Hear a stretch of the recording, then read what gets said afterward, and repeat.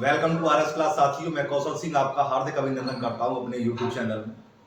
तो जैसा कि आप सभी जानते हैं कि सीटेट के फार्म निकल भी चुके हैं और उनकी डेट भी जा चुकी है, और जिन्होंने अप्लाई किया है वो अप्लाई भी कर चुके हैं। तो आज सीटेट से रिलेटेड हम तैयारी करेंगे। जितने भी साथी हमारे सीटेट का एग्जाम दे रहे हैं और जो दे चुके हैं या फिर दोबारा देना चाहते हैं और जो तैयारी कर रहे हैं वो पास नहीं हुए हैं अभी तक, तो उनके लिए एक बहुत ही बढ़िया अपॉर्चुनिटी है कि सीटेट की तैयारी में जुट जाए पूरी तरह। और आपकी वैकेंसी निकलने वाली है तो ये समझिए कि अपना सीट उसमें से पक्की करिए एक, ठीक है। तो उसी के लिए आपके लिए तैयारी लेके आया हूं, और एक ही क्लास में एक चैप्टर आपका क्लियर हो जाएगा, ये मैं गारंटी लेता हूं। समझ में आएगा पूरी तरह, इसकी भी पूरी गारंटी है। बस आप मेरे साथ बने रहिए और ज्यादा से ज्यादा जितनी भी तैयारी कर रहे हैं उनके पास चैनल को शेयर कीजिए एंड सब्सक्राइब कीजिए। चलिए आइए देखते हैं। तो आज जो हिंदी का जो टॉपिक है, जो कि हिंदी हम पढ़ेंगे, उसमें जो सबसे पहले जो प्रारंभ होता है वो होता है वर्णमाला से। तो आज हम वर्णमाला ही पढ़ेंगे स्टार्ट में, और वर्णमाला से आगे संधि है, संधि से आगे जो भी चैप्टर आते जाएंगे हम फिर उनका अध्ययन करते जाएंगे।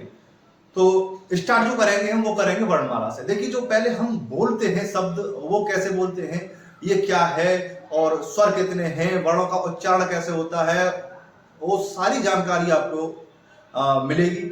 बस बने रहिए साथ, और स्क्रिप्ट मत कीजिएगा वीडियो को, नहीं तो आधा अधूरा ज्ञान बहुत ही बेकार रहता है, या तो फिर ज्ञान हो ही ना, और अगर हो तो पूरा हो, आधा अधूरा ना हो। बहुत से ऐसे होते हैं कि बस थोड़ा देख लिया, हाँ समझ में आ गया और चल दिए, तो ये आधा अधूरा ज्ञान जानलेवा हो सकता है। तो अगर ज्ञान ले रहे हो तो पूरा लो, ना तो बिल्कुल मत लो, ठीक है। तो साथ बने रहिए और वीडियो को पूरी देखिएगा एंड तक। तो हम देखते हैं आज वर्णमाला। तो हिंदी में सबसे पहले जो वर्णमाला का टॉपिक स्टार्ट होता है वो वर्णमाला से ही हिंदी स्टार्ट होती है। तो वर्णमाला हम देखेंगे। वर्णमाला में हमारी जो वर्ण तालिका बनाई हुई हमने, इसके आधार से हम समझेंगे कि वर्णमाला में क्या क्या व्यंजन है, कौन से उस व्यंजन है, कौन से दीर्घ व्यंजन है, कौन से हास्य व्यंजन है, और व्यंजनों की संख्या कितनी बताई गई। चलिए देखिए, बने रहिए साथ, देखिए साथियों। तो हमने ये बनाई वर्ण तालिका। अब ये वर्ण तालिका बनाई हमने, इसका क्या मतलब है, वर्ण तालिका बनाई जो इसमें होते हैं, देखिए एक पार्टी में तो आ जाइए आप में स्वर होते हैं, और दूसरी में चली जाइए आप व्यंजन होते हैं, ठीक है। इधर स्वर होते हैं और इधर व्यंजन होते हैं। ये नहीं कि इधर व्यंजन क्यों नहीं है, इधर स्वर क्यों नहीं है, नहीं। हमने तो ये दो पार्टीशन किए हैं समझाने के लिए किए हैं। क्या है इसमें वर्ण तालिका में हमारा स्वर और व्यंजन, इससे समझने में आपको आसानी रहेगी। देखिए समझते हैं सबसे पहले कि स्वर क्या है। स्वर, देखिए स्वर होते हैं जो हमारे, ये देखिए ये जैसे स्वर है, तो ये है हास्य स्वर। हास्य स्वर बोला जाता है और दीर्घ स्वर बोला जाता है। तो हास्य स्वर है हमारे छोटा ए, बड़ी ई, छोटा ए, छोटी ई, छोटा ऊ और ऋषि, ये हमारे हास्य स्वर बोले जाते हैं, जिनकी की संख्या होती है 4। कितनी होती है इनकी संख्या? इनकी संख्या 4 बताई गई है। अच्छा, एक बात और याद रखिएगा, जो हास्य स्वर है इन्हें मूल स्वर भी कहा जाता है। देखिए, हास्य स्वर को मूल स्वर भी कहा जाता है। यानी ये हमारे, अगर आपका क्वेश्चन ये आ जाए कि हास्य स्वर कौन से, तो हास्य स्वर पे तो आप लगा ही दोगे छोटा आ, छोटी ई, छोटा ऊ, ऋषि, ठीक है। अब बात आ जाती है कि मूल स्वर कौन से, तो मूल स्वर भी आपके इन्हीं को बोला जाता है। ये आप याद रखिएगा, मूल स्वर भी हमारे छोटा अ, छोटी ई, छोटा ऊ, ऋषि, ठीक है। मूल स्वर भी इन्हीं को बोला जाता है, ध्यान रखिएगा। ये क्वेश्चन घुमाने वाला क्वेश्चन आ जाता है इसमें से। आप पढ़ाता जाऊंगा आपको और क्वेश्चन भी आपके तैयार होते जाएंगे। बस आपको ये ध्यान रखना है कि मान लीजिए कि जो मैं चीज पढ़ा रहा हूं वो हर एक क्वेश्चन मान के चलिए आप, यानी जो चीज मैं पढ़ा रहा हूं वो हर एक प्रश्न है, ये मान के चलिए आप। बस कौन सा प्रश्न पूछ सकता है कोई पता नहीं है, और पढ़ाऊंगा वहां से शुरू से बिल्कुल स्टार्टिंग से एंड तक, कि एक भी आपका हिंदी से प्रश्न जो है छूट नहीं पाएगा। अगर आपने मेरी पूरी क्लास ले ली तो हिंदी का पेपर आप पूरा करके आओगे, ये डेफिनेटली गारंटी देता हूं, ठीक है। तो देखिए, मूल स्वर भी इन्हीं को कहा जाता है और हास्य स्वर भी इन्हीं को कहा जाता है। इनकी संख्या कितनी होती है? 4। मूल स्वर की संख्या भी 4 होती है। और एग्जैक्टली बात है, जब मूल स्वर भी और हास्य स्वर भी एक ही चीज को कहा जा रहा है तो 4 ही तो होंगे, क्योंकि हास्य भी 4 है और मूल भी 4 है, ठीक है। अब आ जाते हैं हमारे दीर्घ स्वर पे। देखिए दीर्घ स्वर पे क्या आ जाते हैं, दीर्घ स्वर कौन से हैं? बड़ा आ, बड़ी ई, बड़ा ऊ, छोटी ए, बड़ी ए, बड़ा ओ, और बड़ा छोटा ओ, बड़ा ओ। दीर्घ स्वर ये है, दीर्घ स्वर ये है, तो इनकी संख्या आ जाती है 7। कितनी आ जाती है? 7 आ जाती है इनकी संख्या। भाई मेरे ध्यान से देखिएगा और ध्यान से पढ़िएगा, हर एक पढ़ाने में एक दो प्रश्न निकल रहे हैं, ये ध्यान रखिएगा। यानी मैं पढ़ा रहा हूं, ये जो वर्ड तालिका बनाई है ये इसीलिए बनाई है कि आप समझ सको, और इसमें से जो प्रश्न निकल रहे हैं हर एक जो मैंने ये डिब्बा जो बनाया हुआ है इसमें से हर एक डिब्बे से एक प्रश्न, एक दो प्रश्न जरूर निकल रहा है, तो आप उस पर गौर कीजिएगा और ध्यान से देखिएगा। ठीक है, तो ये हो गए हमारे दीर्घ स्वरों की संख्या कितनी हुई? 7 हुई। ठीक है, 7 हुई ना।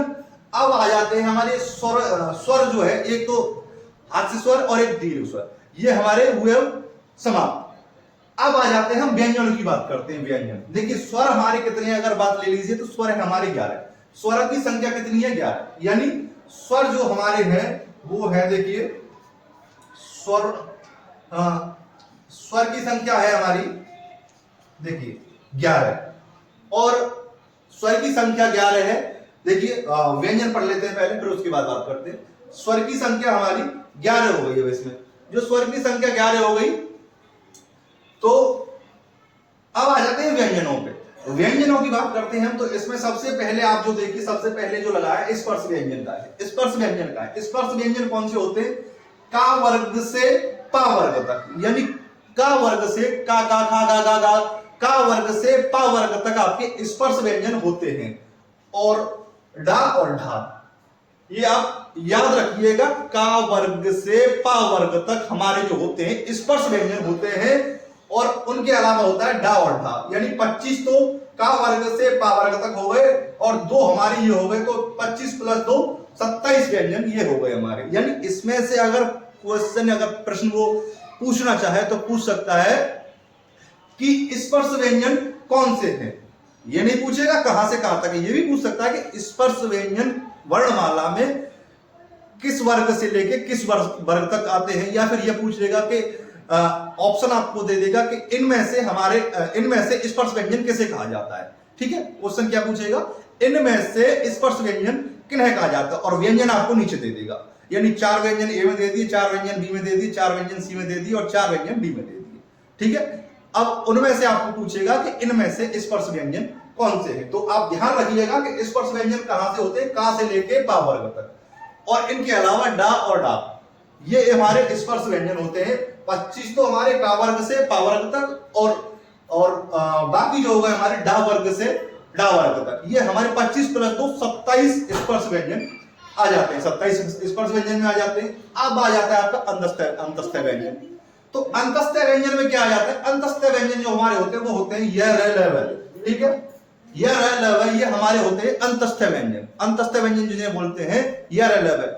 तो अगर आप गौर कीजिएगा तो देखिएगा कि अगर ये प्रश्न पूछ ले जाए आपसे कि अंतस्थ व्यंजन कौन से होते हैं, तो अंतस्थ व्यंजन हमारे आ जाते हैं य र ल व, ये हमारे अंतस्थ व्यंजन होते हैं। क्वेश्चन आपको फोटो भी करेगा कि अंतस्थ व्यंजन किन्हें कहा जाता है, अंतस्थ व्यंजन कौन से होते हैं, अंतस्थ व्यंजनों की संख्या कितनी होती है। कई तरह से आपसे प्रश्न को पूछ लेगा घुमा के। ठीक है, तो मैं कह रहा हूं कि एक ही जो डिब्बा है, जो मैंने बनाया है, इसी हिसाब से बनाया है कि एक डिब्बे में आपसे 4-5 तरीके के प्रश्न करके पूछ लेता है। अगर आप बिल्कुल समझ जाओगे, समझोगे, अगर ध्यान से समझोगे और देखोगे, तो जो मैं हिंदी पढ़ाऊंगा उसमें से प्रश्न जो आएंगे, और आप प्रश्न अगर बनाओ इसमें से, तो बहुत सारे प्रश्न बन जाएंगे, तो कहीं भी आपका पेपर आउट नहीं जाने वाला। ये मेरी पहली क्लास है हिंदी वर्णमाला की। इससे पहले मैं पढ़ा चुका हूं, वो शॉर्ट में पढ़ा चुका हूं, जो कि मेरे चैनल में पढ़े हैं। प्लेलिस्ट, हिंदी की प्लेलिस्ट है इसमें, उसमें जाके आप देख लीजिएगा। अगर आपको शॉर्ट ट्रिक चाहिए तो वहां से देख लीजिएगा, वरना मैं यहां से मैं आपको स्टार्टिंग में पढ़ा ही रहा हूं। देखिए अंतस्थ व्यंजन, अंतस्थ व्यंजन में आ जाते हैं य र ल व। 4 व्यंजन होते हैं अंतस्थ व्यंजन। कितने होते हैं? 4। इनकी संख्या कितनी होती है? 4 होती है अंतस्थ व्यंजनों की संख्या। अब आ जाते हैं ऊष्म व्यंजन। ठीक है, ऊष्म व्यंजन। ऊष्म व्यंजन में आता है श, स, ह, यानी श, श, स, ह। ठीक है, समझ रहे हैं आपको? ऊष्म व्यंजन है, ऊष्म व्यंजन है ये हमारे श, श, ह। इनकी संख्या होती है 4। ऊष्म व्यंजन। ऊष्म यानी ऊष्मा। ऊष्मा कैसे होती है? गर्मी, गर्मी। ऊष्मा यानी ऊष्मा। आप मुंह से बोल के देखो, श, श, श, ह, यानी गर्म हवा जो निकले। सर्दियों में भी गर्म हवा निकलेगी, और गर्मियों में तो मैं खैर गर्म, सारा पूरा शरीर ही रहता है गर्म। लेकिन सर्दियों में अगर आपके मुंह से अगर बोलने में गर्म हवा निकले, यानी यानी ऊष्मा, ऊष्मा निकले यानी ऊष्मा, ठीक है। तो क्या है श ह और यानी ठीक है, तो उन्हें कहा जाता है ऊष्म व्यंजन। इनकी संख्या कितनी होती है? 4 होती है। कौन से हैं? श, श, स, ह, ठीक है, इनकी संख्या 4 होती है। अब आ जाते हैं आगत व्यंजन। आगत व्यंजन कौन से होते हैं? देखिए आगत होते हैं ज और फ। ज, फ आगत व्यंजन होते हैं, इनकी संख्या 2 ही है, जो कि दिख रहे हैं आपको क्लियर। ज, फ आगत व्यंजनों को कहा जाता है। अब आप आ जाते हैं संयुक्त व्यंजन पे। संयुक्त व्यंजन पे देखिए, संयुक्त व्यंजन पे क्या है? छत्र ज्ञ ये आपके संयुक्त व्यंजन बोले जाते हैं। इनकी संख्या होती है 4। यानी क्वेश्चन आपसे पूछ लिया जाएगा कि संयुक्त व्यंजनों की संख्या कितनी होती है, या फिर संयुक्त व्यंजन इनमें से कौन से संयुक्त व्यंजन है। तो आप बता तो सकते हो कम से कम कि इनमें से संयुक्त व्यंजन ये है और संयुक्त व्यंजनों की संख्या इतनी होती है। बताओगे तब जब पढ़ोगे, ठीक है, बिना पढ़ोगे तो बताओगे नहीं आप। ऋषि मुनि जो होते थे पहले, जो होते थे, अब तो खैर पता नहीं मुझे, मैं इनके बारे में कुछ कहना नहीं चाहता, वो बता देते भविष्य है, ठीक, कुछ ही होते थे वो, लेकिन आप नहीं बता पाओगे। अगर ऐसा भविष्य बताने वाले होते तो पहले ही टेस्ट करके हम आप कब के जॉब पकड़ लिए होते, ठीक है, और यही देख लेते कि पेपर में क्या छपा है और क्या पेपर आने वाला है, तो उसी को पढ़ते ना, फिर फालतू की बकवास क्यों। ठीक है, चलो छोड़िए हम बातों को। तो संयुक्त व्यंजनों की संख्या कितनी होती है? 4, ठीक है। कौन से होते हैं? छत्र ज्ञ स्र, ये संयुक्त व्यंजन होते हैं हमारे। अब बात करते हैं हम कि जो हमारे ये टोटल मिला के व्यंजन हो गए, ये हो गए हमारे, देखिए 52 व्यंजन हो गए हमारे। कितने हो गए? देखिए 4 और 7 11, 11 और 4 15, 15 19, 21 और 25, 25 और 25 50 और 2 52। तो कितने हो गए हमारे? 52 टोटल, ठीक है, टोटल हो गए हमारी ये 52। यानी हिंदी वर्णमाला में व्यंजनों की संख्या कितनी होती है? 52 होती है, ठीक है। स्वर है उसमें और व्यंजन है, टोटल मिला के कितनी होती है? 52। ये प्रश्न आपसे पूछ लिया जा सकता है कि हिंदी वर्णमाला में व्यंजनों की संख्या कितनी होती है, तो आप क्या कहोगे? 52 होती है। कितनी होती है? 52 होती है। और स्वरों की संख्या कितनी होती है? स्वरों की संख्या होती है 11, ठीक है, स्वरों की संख्या 11 होती है। और टोटल आपसे पूछ लिया जाए कि टोटल व्यंजनों की संख्या कितनी होती है, तो टोटल व्यंजनों की संख्या बताएंगे आप। टोटल व्यंजन देखिए, एक मिनट, टोटल व्यंजन होते हैं आपके 52, ये आप ध्यान रखिएगा, टोटल व्यंजन होते हैं आपके 52। अब आ जाते हैं इन पे, थोड़ा गौर कीजिए, हास्य पे और दीर्घ पे। देखिए इनमें एक छोटा सा एक क्वेश्चन और बनता है कि जिन वर्णों को बोलने में, देखिए जिन वर्णों को बोलने में कम समय लगे, देखिए ये क्या कह रहा है, नोट करके इसे लिख लीजिएगा। देखिए नोट करके लिख लीजिएगा। अभी तो बात लगेगी हवा हवाई, लेकिन बाद में जब पेपर हवा हवाई कर जाएगा आपको, तो आपको पता चलेगा कि हाँ ये क्या हो रहा था, ठीक है। तो जिन वर्णों को बोलने में कम समय लगे उन्हें क्या कहेंगे आप? जिन वर्णों को बोलने में कम समय लगे उन्हें कहेंगे आप हास्य स्वर। क्या कहेंगे?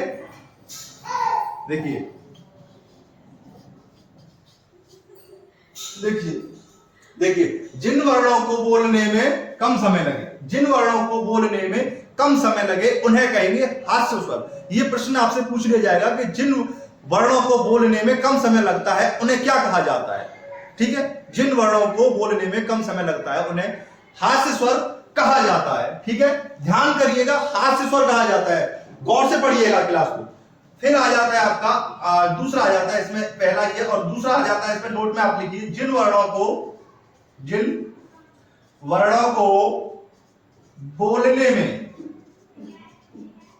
बोलने में देखिए ज्यादा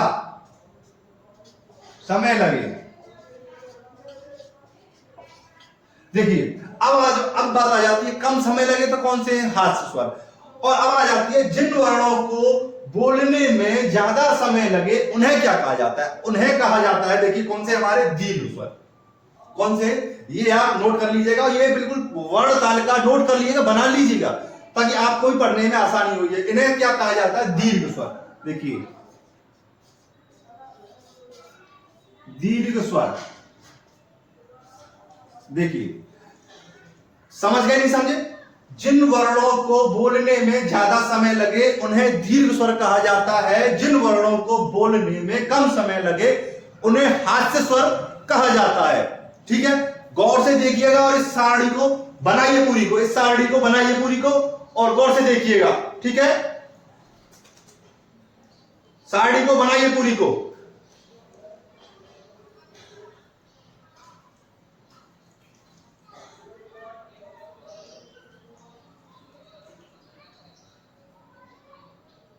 देखिए सारणी को पूरी को बनाइए, फिर इससे आगे हम देखेंगे कुछ इंपोर्टेंट हुए तो इसमें से आगे पढ़ेंगे, और नहीं तो इससे आगे देखेंगे हम विराम जो कि हमारे आते हैं, एक दो क्वेश्चन आ जाते हैं, देख लेंगे, कोई फर्क नहीं पड़ता। आपको इंपोर्टेंट ही कराऊंगा विराम में, फिर उसके बाद आएगी आपकी संधि। ठीक है, तो हमारे साथ बने रहिए कंटिन्यू, और कंटिन्यू हमारी क्लास देखिए। इसका आप स्क्रीनशॉट ले लीजिए, ऐसा करिए, नोट ना कर सके इतनी जल्दी तो स्क्रीनशॉट ले लीजिए आप। इसका स्क्रीनशॉट आपने ले लिया होगा, और जिन्होंने नोट करना है वो भी स्क्रीनशॉट ले सकते हैं। अगर स्क्रीनशॉट लेना भी ना चाहें और ना आप नोट करना चाहें तो मेरी क्लास दोबारा देखिएगा ये, ताकि आपको समझ में अच्छी तरह बैठ जाए और आपकी समझ में अच्छी तरह आ जाए और आप बिल्कुल पेपर में सटीक क्वेश्चन निशान लगा के आओ।